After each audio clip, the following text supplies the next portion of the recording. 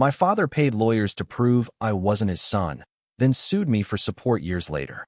Hi, I'm Caleb Morris, 31, and last month my life blew up in the most ironic way possible, when the man who once paid lawyers to prove I wasn't his son dragged me into court demanding I support him because I was his son. Yeah, that guy. I was sitting in a clean room lab in Cambridge, waiting for a sequencing run to finish, when security called and said there was someone downstairs with legal papers and a very confident attitude. I assumed it was work-related. In biotech, lawsuits float around like lab dust. Patents, NDAs, ownership disputes, normal stuff. What wasn't normal was the seal on the envelope. Massachusetts Family Court. Plaintiff, Richard Morris. Claim, filial support. Demand, $2,900 a month plus retroactive medical expenses.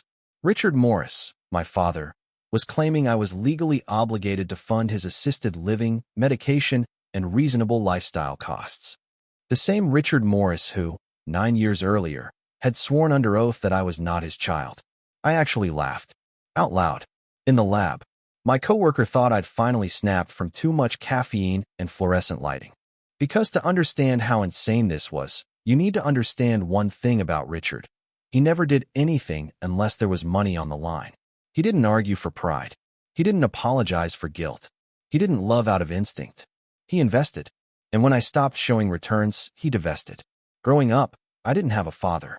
I had a project manager. Performance reviews replaced praise. Silence replaced comfort.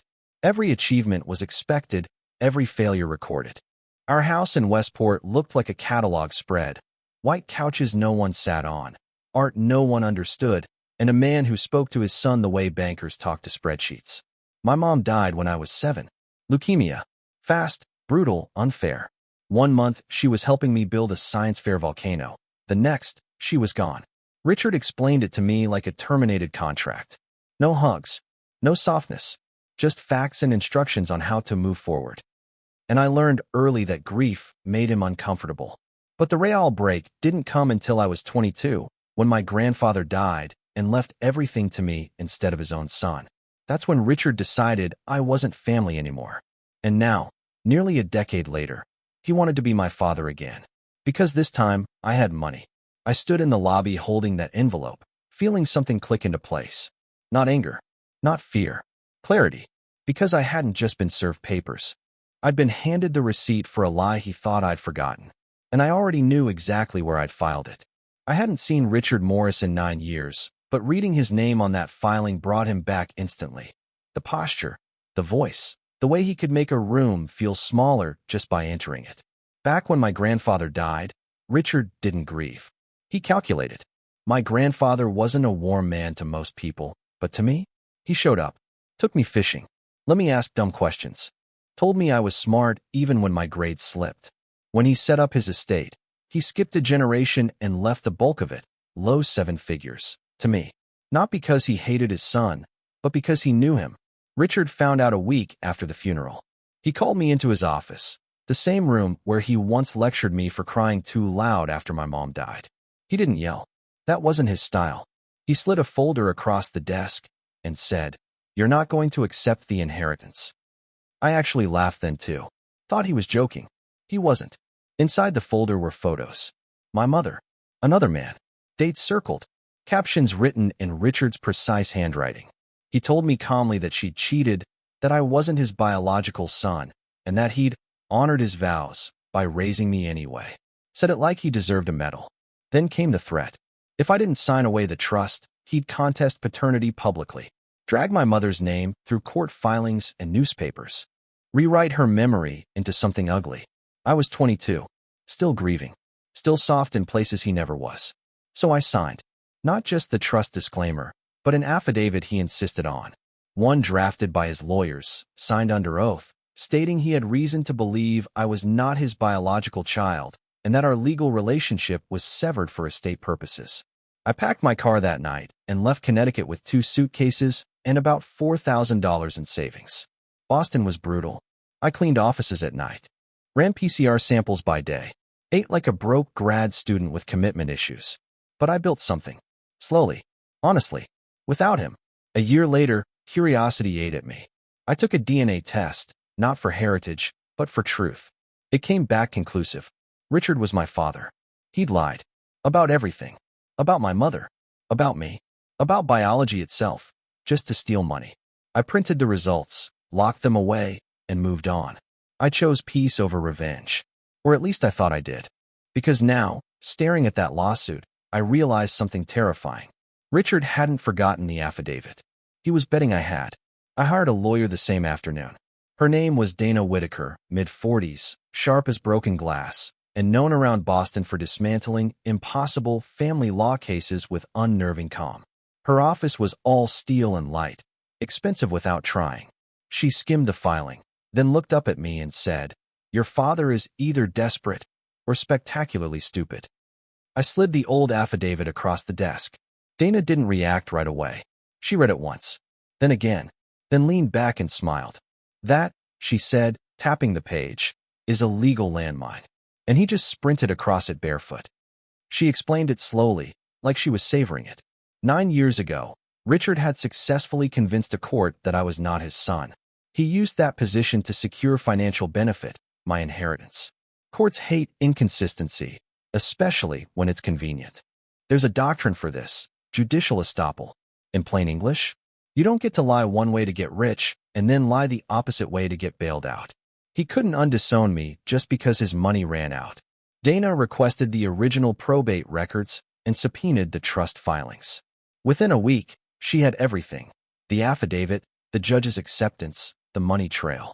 Meanwhile, Richard's lawyer sent a conciliatory letter suggesting we settle quietly. He framed it as a moral obligation, family duty, shared blood. Dana laughed so hard she spilled her coffee. The hearing was set for early December. Gray sky, cold air, perfect weather for consequences. When Richard rolled into the courtroom, he looked smaller, frail, still wearing an expensive suit like armor from a past life. He didn't look at me. He stared straight ahead, jaw tight, like he could still muscle reality into compliance. His attorney went first, painted him as a broken old man, said I'd abandoned him after all he sacrificed, claimed biology demanded responsibility. Then Dana stood. She didn't raise her voice, didn't dramatize. She handed the judge a single document. "Your Honor," she said, "before this court considers whether my client is obligated to support the plaintiff as a son, it must address whether the plaintiff is legally permitted to claim he has a son at all." The judge frowned. Dana continued, "9 years ago, this man swore under oath that my client was not his child. He used that sworn statement to obtain sole control of a trust fund. The court accepted it. He benefited from it. And now, having exhausted those funds, he seeks to reverse that position for financial gain." Silence fell hard. Richard finally looked at me. For the first time in my life, I saw something unfamiliar in his eyes. Fear. The judge leaned forward, fingers steepled, and asked the question that cracked everything open. "Mr. Morris," he said evenly, "did you sign this affidavit in 2015 stating the defendant was not your biological son?" Richard shifted in his wheelchair. His lawyer stiffened. That was the moment I knew. This hadn't been disclosed. "Yes," Richard said, "but I was misled at the time." Dana didn't move, didn't interrupt. She let him talk himself deeper. "And yet," the judge continued, "you relied on that affidavit to claim exclusive rights to your father's trust?" Richard hesitated just long enough. "Yes." Dana finally stepped forward. "Your Honor, we don't dispute the DNA test. Biology isn't the issue. Consistency is. The plaintiff already chose which version of reality benefited him and cashed the check." She turned to Richard. "You don't get to resurrect fatherhood like a dormant account." The courtroom shifted. Even the clerk stopped typing. Richard's lawyer whispered furiously to him. Richard waved him off, then did something spectacularly stupid. "I raised him," Richard snapped. "I paid for everything. That has to count." The judge's expression hardened. "You raised him," he said, "until you decided he wasn't yours. You traded that relationship for money. Legally. Voluntarily." Dana slid the DNA results onto the bench. "Your Honor, if the court accepts the plaintiff's current claim, it must also accept that he committed perjury in the earlier proceeding. One of these positions is false. Either way, he is barred from relief." The judge nodded slowly. Then came the ruling. "This petition is dismissed with prejudice." The plaintiff is judicially estopped from asserting paternity after having previously denied it under oath for financial gain. The gavel struck. Richard exhaled like something had been knocked out of him. But the judge wasn't done. I am also awarding full legal fees to the defendant, he said. And I am referring the prior affidavit to the district attorney for review. Richard's lawyer looked like he might faint. As I stood to leave, Richard turned and whispered, "You owe me." I didn't respond. Because for the first time, the court had said what I never could. He wasn't my father. He'd sold that role years ago, and the refund window had closed. I thought that would be the end of it. Court dismissed. Fees awarded. Clean break. I underestimated Richard's ability to keep digging even after hitting bedrock. 2 days after the ruling, Dana called me while I was driving home. Her tone had shifted, not alarmed, but alert. "He's spiraling," she said. "And spiraling people do stupid things." Apparently, once Richard realized the court door was fully closed, he started calling everyone. Old partners, distant relatives, former friends from his country club days, anyone who might feel guilty enough or nostalgic enough to help. Most didn't pick up. A few did, and those conversations didn't go the way he expected, because the court transcripts were public record. And in those transcripts was a neat, horrifying timeline. Affidavit trust payout denial of paternity later reversal when money ran out. Once people saw it laid out, the calls stopped. Invitations dried up. Even the polite pity vanished. Then the letters started. I got one at my house. Handwritten. Shaky penmanship. No return address. Richard didn't apologize. He accused. He wrote that I had tricked him, that the law had been weaponized against him, that I was ungrateful for the resources invested in my upbringing. He demanded I visit him. Demanded I help fix what I'd broken. Dana told me not to respond. I didn't listen. I mailed back a copy of his own affidavit. No note. No commentary. Just the document, with the signature circled. That was when the retaliation attempt came.